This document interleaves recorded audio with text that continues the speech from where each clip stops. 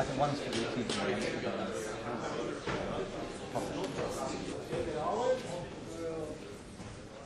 Give us an introduction to the Langlands program.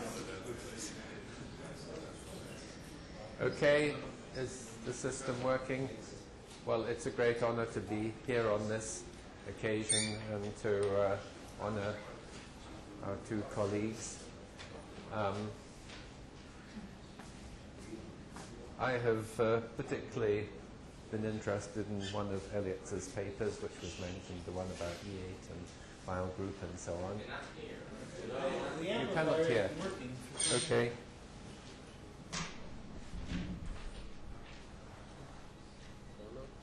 Can you hear now? Is that better? Okay. So I was just saying what an honor it is to be here on this occasion for these two colleagues. I have actually one joint paper with Elliot, but this was actually written in a strange way. I didn't have direct interaction with Elliot over it. It was an intermediary who was Adam Schwimmer, but anyway, I think this was a very successful paper. Actually, the title of my talk is misleading. Actually, it was an abbreviation of the title I think I submitted. I'm going to talk about the Langlands program, but I'm not going to explain it, because I can't.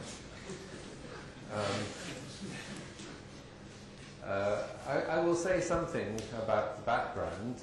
What I actually will talk about is the paper by Whitman and Kapustin, which came out last year. I won't get to the sort of sequel, which was the paper by Whitman and Gukov, because I haven't actually read that yet. So the intriguing thing is that this Langlands program started out, well, I have another transparency which will say something about the history of it. Of course, it had nothing to do with particle physics. From the particle physics point of view, the subject has to do with electromagnetic duality, direct quantization conditions, and things like that. At least that's how it started. And is that reasonably focused? It's okay. Okay, I haven't got my glasses, so I can't see. So, of course, we have accepted the standard model. And one of the intriguing things that we learned in the 1970s is that if you unify the standard model, have a grand unified model of some kind, it tends to be that you automatically get soliton solutions which carry magnetic charge, and that the magnetic charge is subject to a quantization condition which Dirac produced in 1931, namely that the product of any electric and any magnetic charge has to be quantized in terms of 2 pi times Planck's constant times an integer. Now, in 1977, myself and some colleagues, that was Peter Goddard and Jean Neutz, sort of thought about trying to generalize this to non-abelian groups. And independently, François Englert and Paul Windy did that. And we in particular found a sort of interesting conclusion that it looked as if you started out with a gauge group G, then that described the electrically charged objects, if you like. The magnetically charged objects had charges which corresponded to a different gauge group, which was called G dual. And the relation was that the root root lattice of the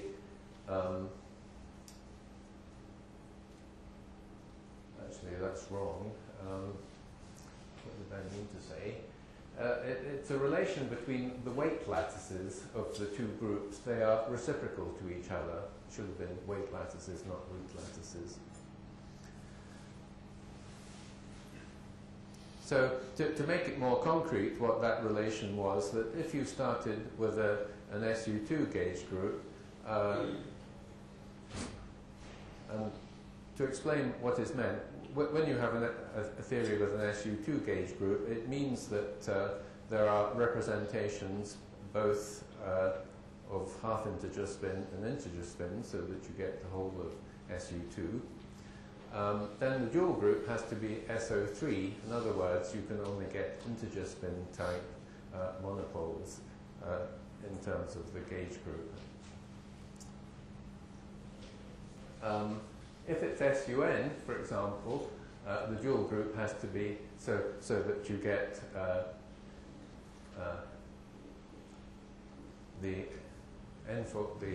n-dimensional representations, that there are electrically charged fields carrying the n-dimensional representation, then the dual one has count, because you get SUN divided by the center, which is Zn.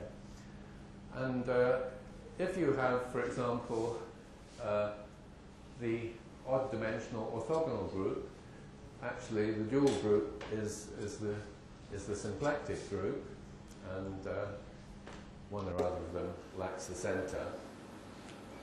So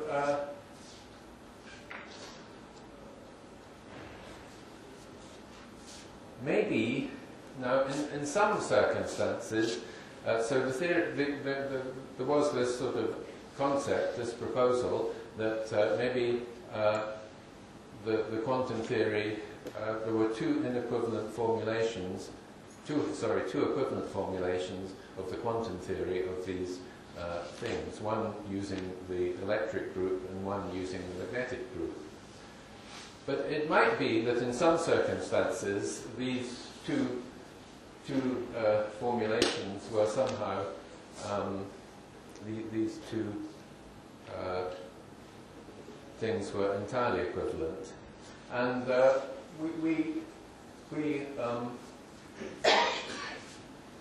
we thought about this, and I thought about this with Klaus Montanen, who's a Finnish physicist and who had been a research student of mine, and we realized that if you looked at the SU2 gauge theory and you actually constructed monopole solitons, which arose if you took the Higgs field in the adjoint representation, so you had a triplet Higgs field, triplet SU2.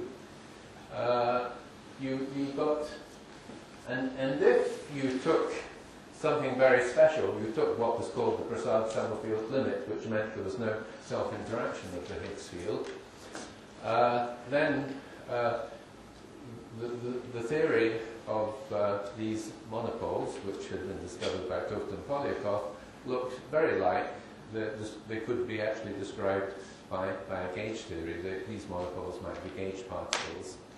Now, this idea wasn't quite right, but then there were a whole lot of other developments.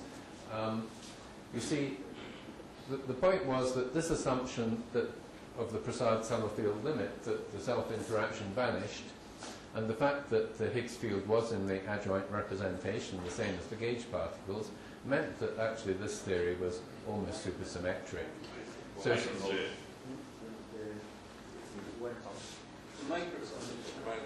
microphone went off. Where is it? I didn't do anything to it, so... No.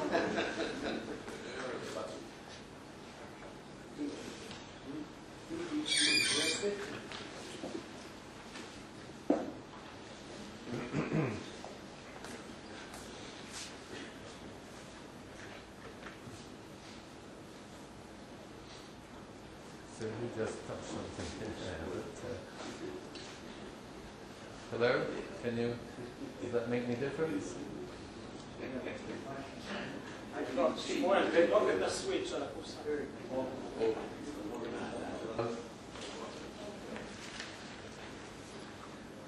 So, several people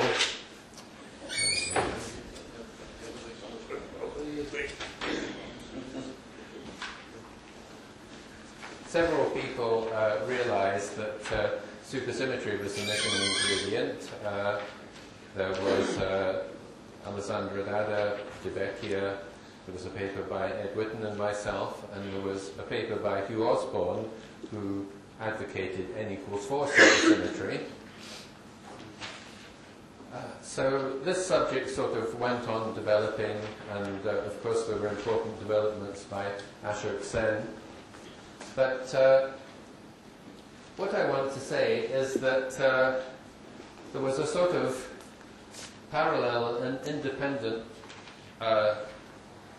development in mathematics. Now, and this connection was pointed out by Michael Atiyah. He pointed out, maybe a year after our papers, in 78 or something like that, that particularly this concept of dual groups, which came into this paper by with Peter Goddard and John Noit, was related to something called the Langlands program. So this was something we knew sort of from the beginning. And the Langlands program had started 10 years earlier, but it had started, as far as I can understand, in a strange way. Langlands wrote a private letter to André Weil in 1967, and this letter has now sort of been published. There is a website where all Langlands publications and writings seem to be collected, and you can see this letter, and if you look at it, it's got exactly the same construction that comes in our paper. Now, I have been told some funny stories about Langlands. Is a Canadian mathematician, 1 year older than myself, who is settled at the Institute for Advanced Study in Princeton. So he is a colleague of Ed Witten, and actually he's interested in physics. He's written a number of papers on theoretical physics. He's particularly interested in percolation theory and things like that. So he was very much involved with this work of Wendell and Werner, which led to Werner getting the Fields Medal last year. Anyway, I have had an interesting story about this, and that is that Langlands had been on the faculty at the university in Princeton, and he was coming up for tenure, and someone took him aside and said, well, you have to publish some papers if you want to get tenure. And he said, no, on the contrary, I won't write any papers unless you give me tenure.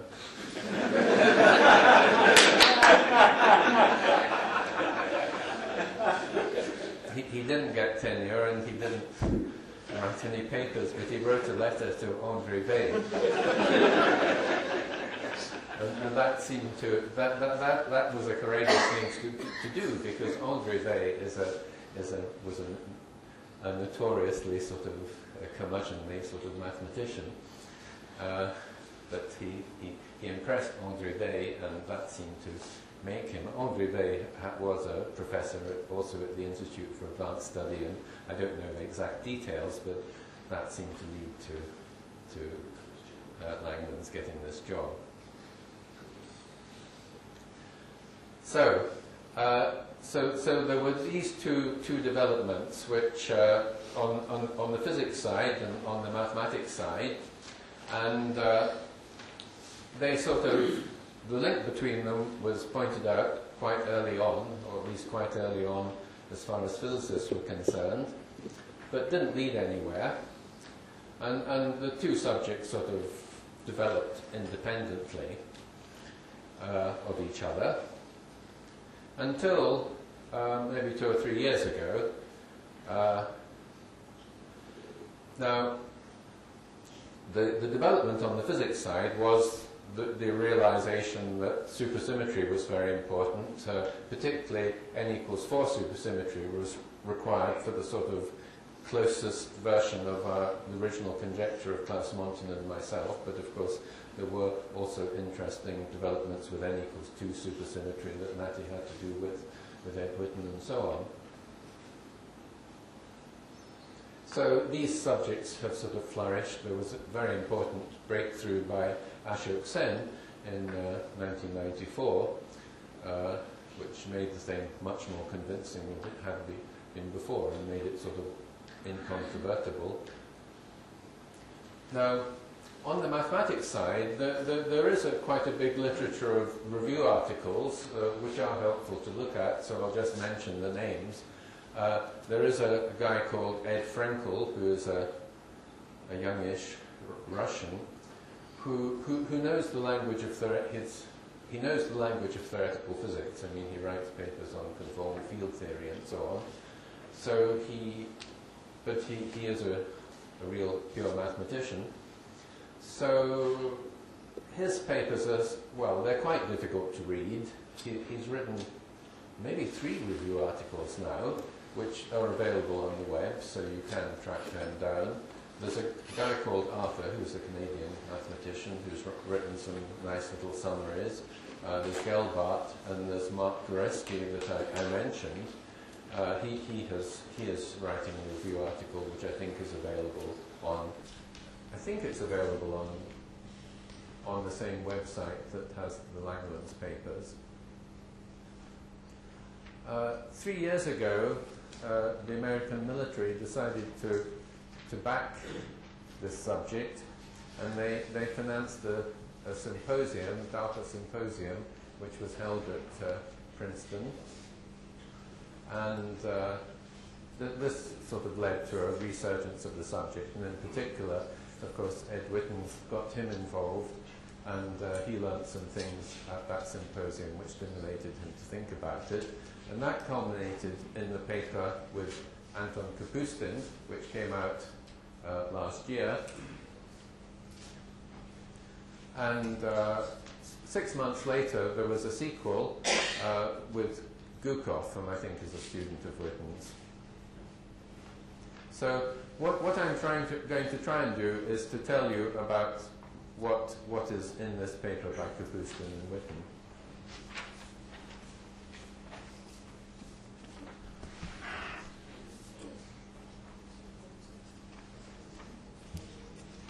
So it starts with this n equals 4 supersymmetry, and actually the key thing that is realized, which is not in the previous physics literature, is that Ed Witten actually learnt at this symposium, he picked up from one of the mathematicians, that what you had to do was to twist the supersymmetry. Now, the reason for that is that you have to think of this n equals 4 supersymmetric gauge theory on a curved space-time. And of course, you can't do that in the ordinary way. It only works on flat space-time. In fact, you lose all the supersymmetry if you try and introduce curved space-time. But maybe if you twist the theory, you don't lose all the supersymmetry. This is an idea that has been incorporated in lots of Ed Witten's work for the last 20 years or more. But he has used, there are slightly different versions of the twisting, and each situation he's considered seems to involve a different version of the twisting. So in this paper, of course, it identifies the correct version of the twisting and analyzes it. So, of course, n equals 4 supersymmetry starts out of, really arose in superstring theory, because if you take the zero slope limit, I first heard about the zero slope limit here in Israel, because when my first visit to Israel was in 1971, and Joel Shirk was here and talked about that sort of thing, introduced me to those ideas. Now, if you realize superstring theory, of course, requires a special space-time, 10-dimensional. It should be Minkowski type. You get this no-ghost theorem. There are all sorts of detailed theorems which people don't think about so much now. Electromagnetic duality is a basic idea which came up into what we were talking about with monopoles, and that requires 4-dimensional space-time, R31. Now, so you have to think of this n equals 4 supersymmetric theory. It arose by taking the zero-slope limit in 10 dimensions, so you get a supersymmetric gauge theory in 10 dimensions. But then you want to look at that in 4 dimensions, so you just suppose that the fields don't depend upon 6 of the dimensions. And that means you break the Lorentz group in 10 dimensions to the Lorentz group in 4 dimensions, and you're left with a sort of internal symmetry SO6, the rotations in the remaining 6 dimensions, which is called R-symmetry. And that R-symmetry is SO6. It's also the same as SU4. Now, as I say, now in that way you've got the n equals 4 supersymmetric theory. You've got 4 charges. The 4 comes because of the SO6 being equal to SU4, and that gives you 4 charges.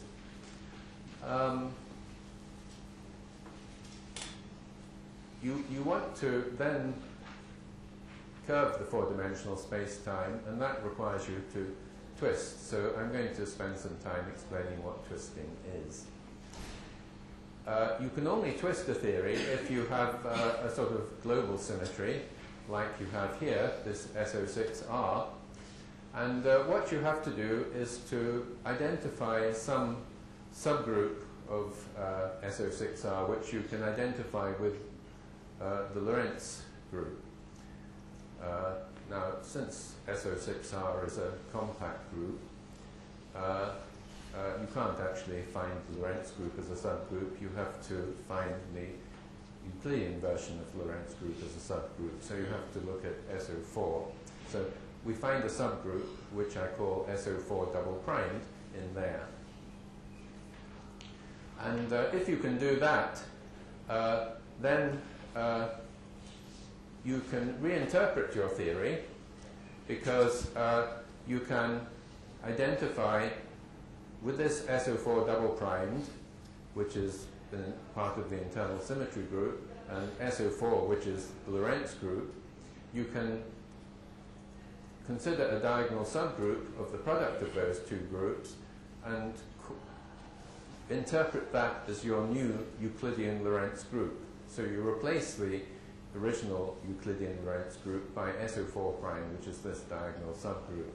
Or to put it another way, which is a more physical way, if the Lorentz generators are L mu nu, and if the generators of the SO4 primed are L double primed, then you just add together the 2 generators to get L primed, and that's your new Lorentz group. So you've altered the transformation properties of the fields by doing this, because fields which are R-symmetry scalars, of course, have the same Lorentz properties they always had, but fields which aren't R-symmetry scalars, their transformation properties are altered. So in particular, the spins of fields are altered by doing this twisting, and it could be that actually half-integer spin fields require integer spin after this transformation, so you get a theory which violates the connection between spin and statistics. In other words, twisted theory might not be physical at all. So we'll see in detail how that works.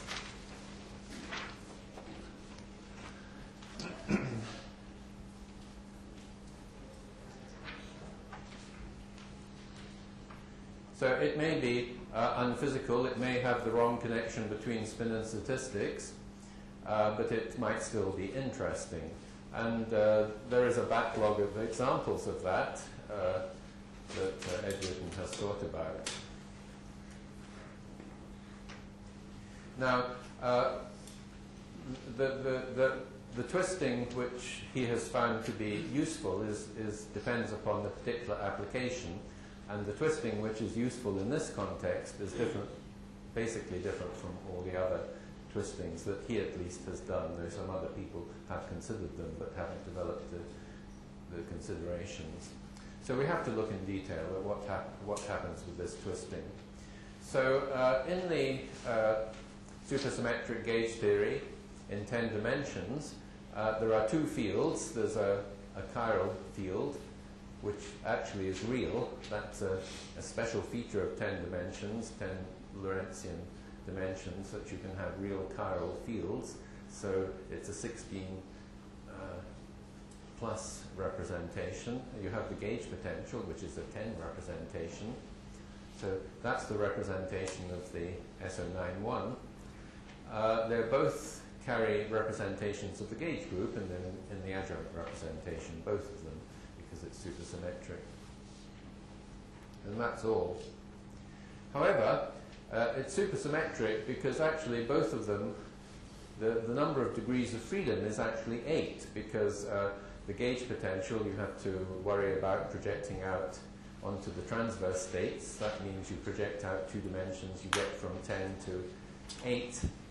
And you have to worry about the Dirac equation with the chiral spinners, and you divide 16 by 2 and get 8. So both ways you get 8, so that's why it's supersymmetric.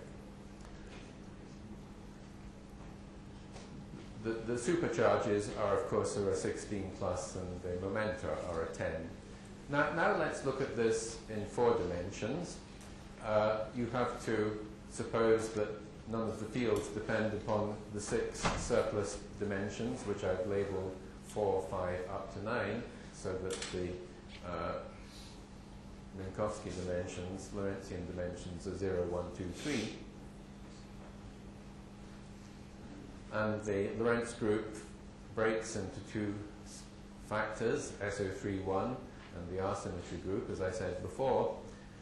Then you have to look to see how things go. A 10 vector, like the momenta, splits into a 4 vector of this group and the 6 vector of this group. Now, the notation gets a bit complicated here because, of course, the way of labeling representations of Lorentz group is to recognize that the complexification factorizes into 2 SL2C factors, and you label the irreducible representations of each SL2C factor. So that a 4 vector is labeled 2, 2. The spinner decomposes that way. It decomposes into it's a chiral spinner in 10 dimensions. It decomposes into a spinner of 1 chirality, a left-handed spinner in 4 dimensions, and a spinner of the opposite chirality, in which the left-handed spinner in 4 dimensions is a 4 of the SO6, and the right-handed spinner is a 4 bar of the SO6 to give the overall chirality plus. So that's how that looks.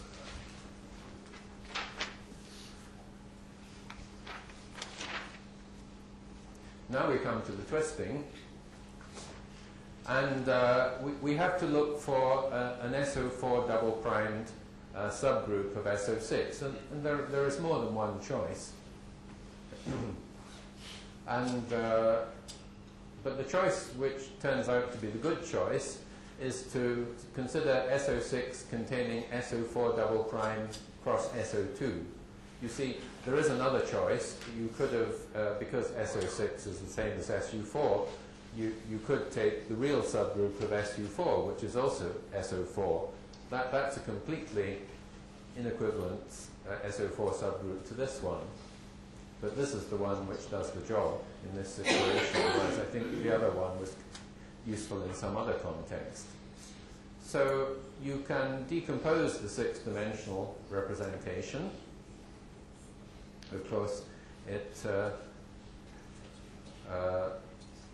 decomposes into a 4-vector of this SO4 plus 2 scalars. And as the spinner of this SO6, which is a 4, decomposes into 2 spinners of this SO4 double primed with 2 SO2 charges. Now, here comes the twisting. You look at you replace the Lorentz subgroup by SO4 single primed, which is the diagonal subgroup of SO4 and this SO4 double primed I just defined. This is the procedure I told you before, but now I'm giving you the details. So, if you like, you replace the Lorentz generators by the sum of the original Lorentz generator and the generator of this SO4 double prime subgroup. And it alters the transformation properties, as I told you, and now we can work through the details and see how that works.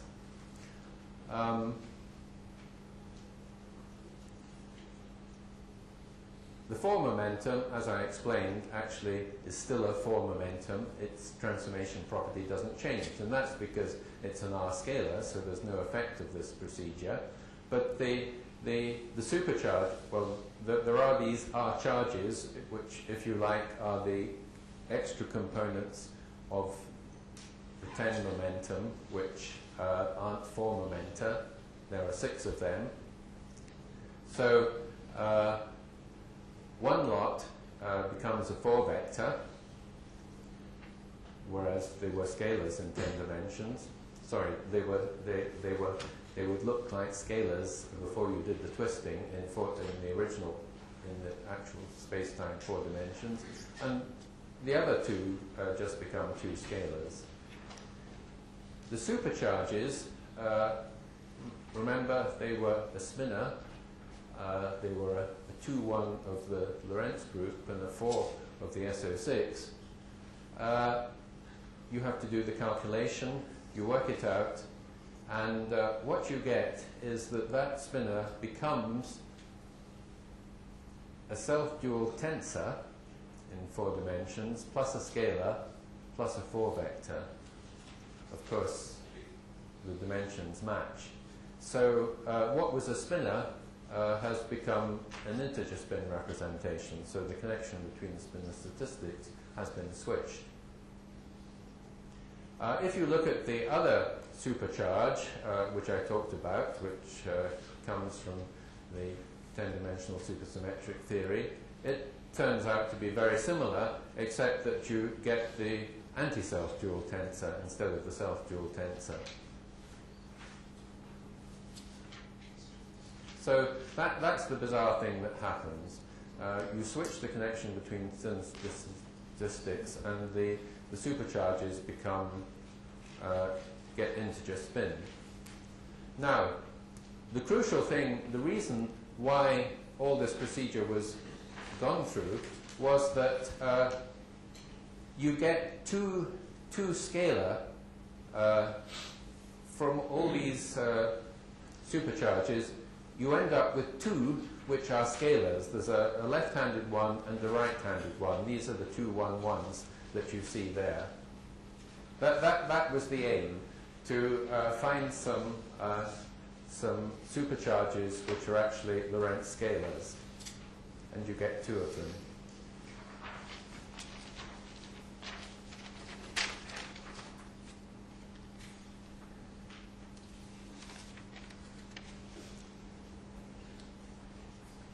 Now, so they're called Q left and Q right. And of course, you could select any linear combination of them and call that Q, and that would still be a perfectly good scalar supercharge. And you've introduced two complex parameters, the coefficients u and v, and their ratio is a complex parameter which you can think of as living on the Riemann sphere. So you actually have a Riemann sphere of possibilities for a supercharge that you will focus on. Now, the square of this supercharge will vanish by the superalgebra if you work it out. So the point is that you've got this supercharge has turned into something like an exterior derivative or a BRST charge. Exterior derivative in the sense of Dirac, or a BRST charge. And in the context of BRST charges, what one tends to do is to use it to define physical states or a physical theory. One would single out objects whose commutator or anticommutator with Q vanish and call them physical. You can have a consistent subtheory defined in that way. And of course, in particular, objects which are the Q of something count as trivial. So you can forget about them. And the energy momentum tensor is, of course, the Q of something because it comes into the momenta, which is on the right-hand side of the superalgebra, and you take off one of the integrations and you get that the energy momentum tensor is the commutator of Q with something. But the energy momentum tensor is the partial derivative of the action with respect to the metric. So if this is trivial, as it would be if we followed this procedure, it means that essentially the action doesn't depend upon the metric, or it doesn't depend in an important way. So it means that the theory is topological. So this is the important concept of twisting. You get a sort of topological theory, and because the metric doesn't matter, it now makes sense on curved space-time, whereas the original supersymmetric theory only made sense on flat space-time. So this is the way that you get a theory that makes sense on curved space-time out of a supersymmetric theory. You have to pay a price. You have to follow this twisting procedure and get something which looks unphysical, but it still is interesting mathematically.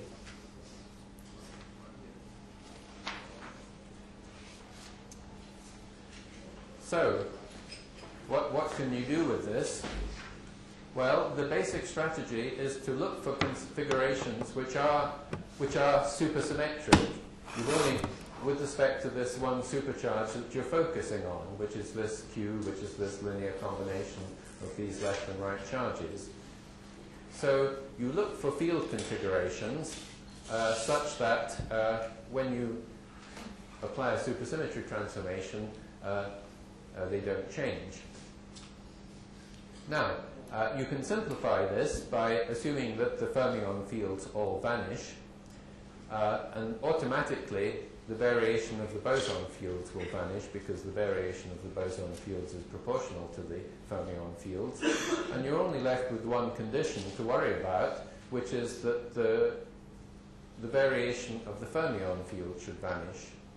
And of course, that is a condition on boson fields. So you have to work it out, and this is the answer. In this supersymmetric gauge theory, you get F is the field strength in 4 dimensions. We're now looking at it in 4 dimensions, of course. Now, if you try to do this to the untwist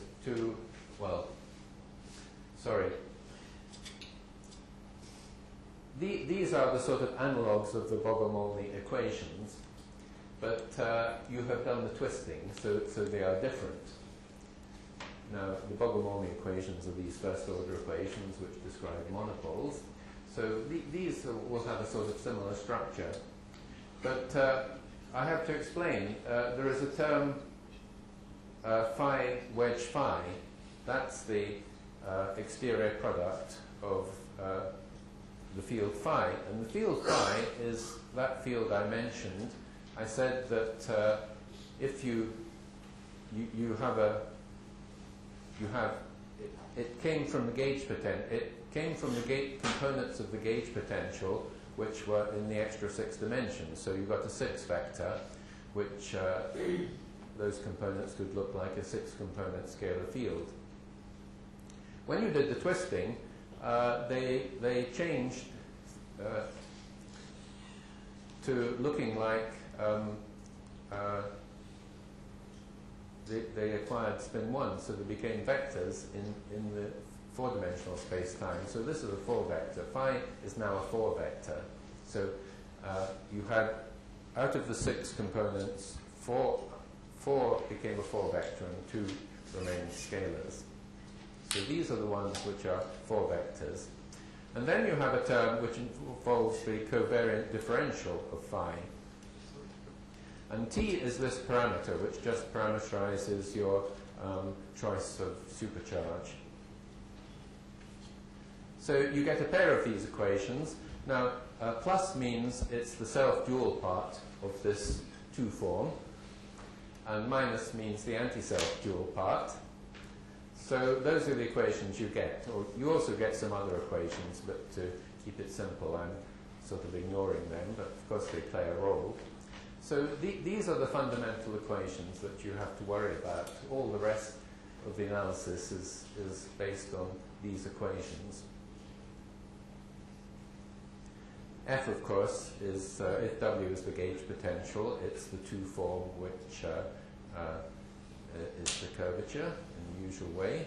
And this is all what I have been explaining.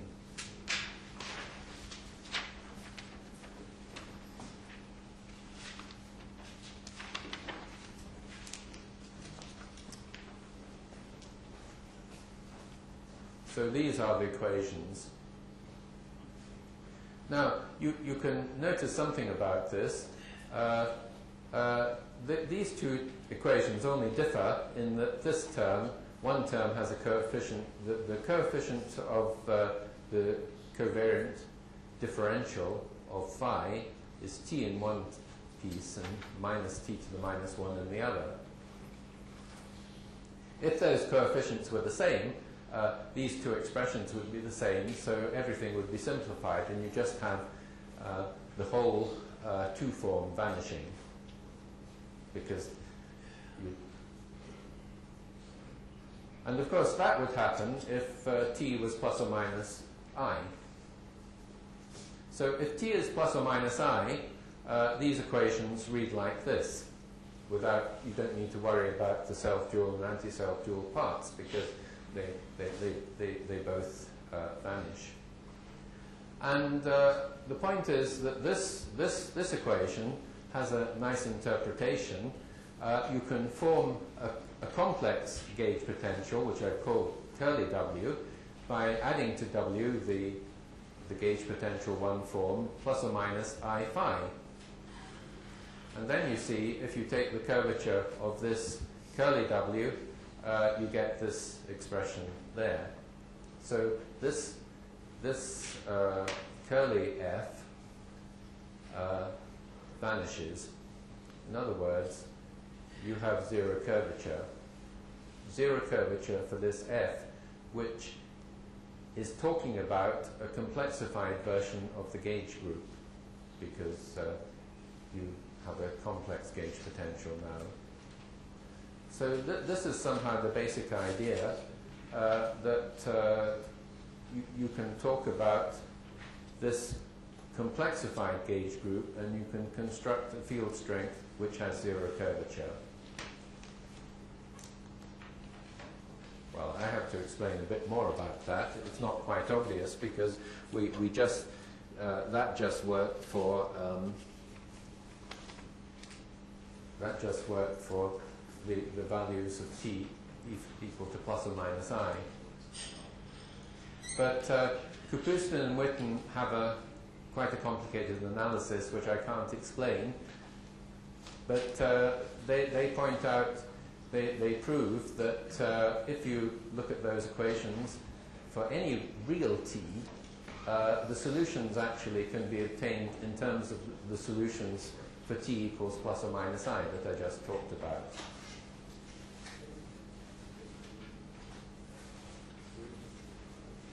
They then do something quite complicated. They actually construct a Lagrangian for these equations, and they do it on any curved four-dimensional manifold, and they find that it depends upon two parameters. And one parameter is the parameter you would expect. It's what's customarily called Tor. It involves the theta parameter and the gauge coupling in that way, which has become very familiar. And the other is this parameter T, which is the ratio of U and V. That parameterizes which choice of supercharge we used. So you'd expect that, but what they find that's particularly amazing is that actually, although it depends upon these two parameters, it depends upon them in one combination, which we call phi. So that's the combination. There's T and Tor both coming in there. So they actually construct the Lagrangian, and that's what they get. And that combination has a magic feature, because you can ask how the modular group acts, because we're used to the fact that the modular group acts on this combination. So if we take a fractional linear transformation of this parameter, the modular group is when the coefficients A, B, C, D are actually integers, you can figure out that T transforms in this way. It changes, its phase changes by the phase of the combination C Tor plus D. Then if you do this transformation, you're forced to do this transformation. I haven't explained why, but there's an argument for that.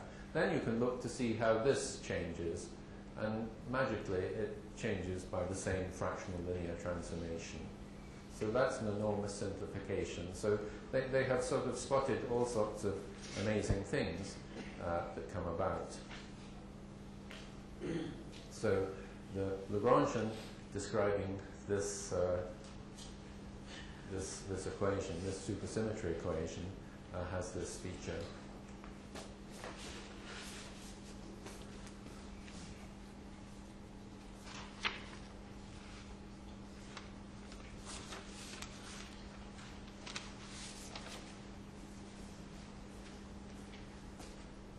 Now,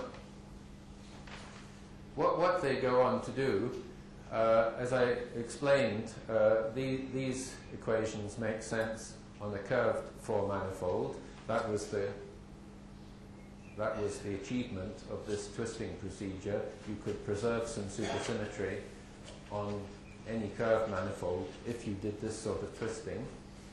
And the supersymmetry that you're interested in was this cube that I talked about.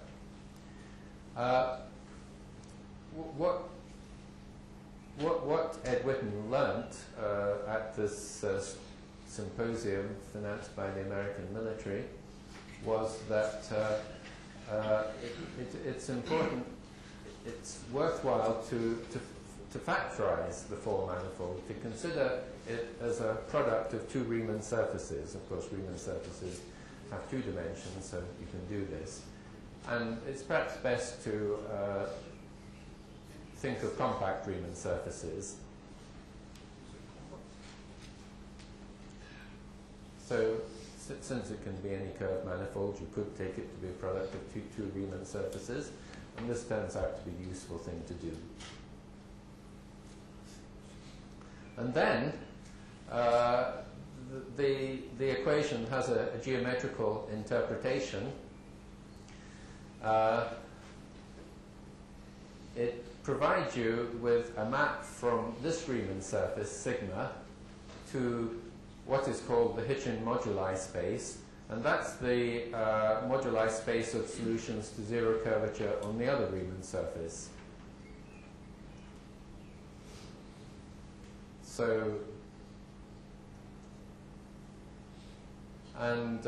This, well, I can't explain much about this Hitchin moduli space, but it is something which sort of has come up in the mathematical literature, and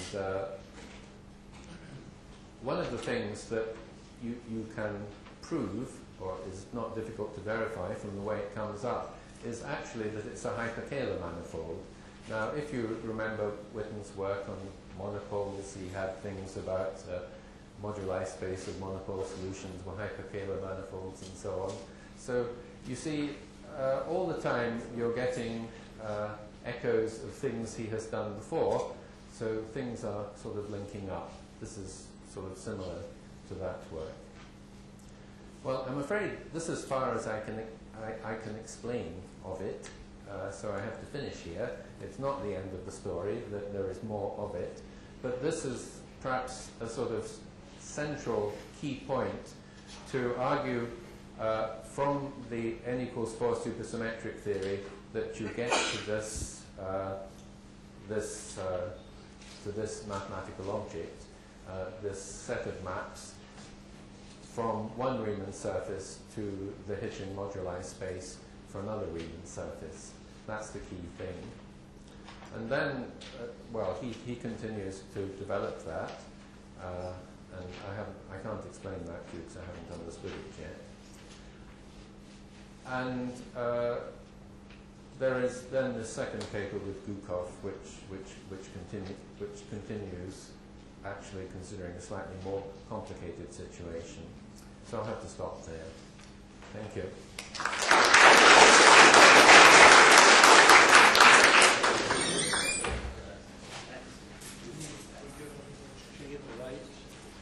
Questions?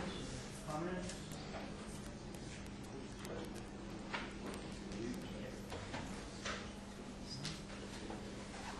None? We went about 15 minutes over, so should we take a half-hour break? 11:45?